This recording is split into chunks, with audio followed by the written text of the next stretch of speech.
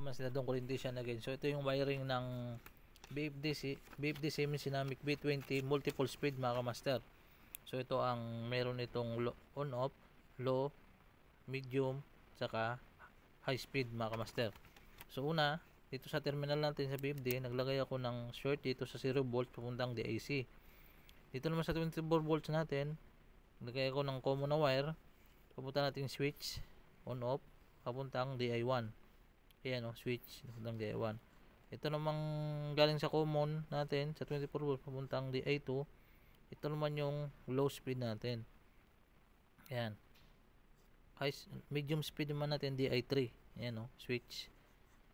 DI4 low speed naman natin mga kamaster. So naglagay lang ako ng wire para doon sa mga ilaw.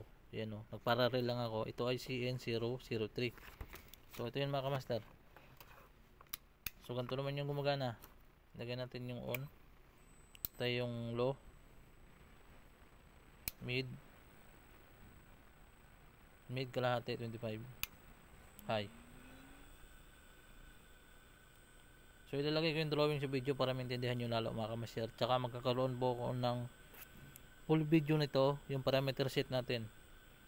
Kasi nasa CN003 na tayo mga kamaster. So don't click this again. Thank you.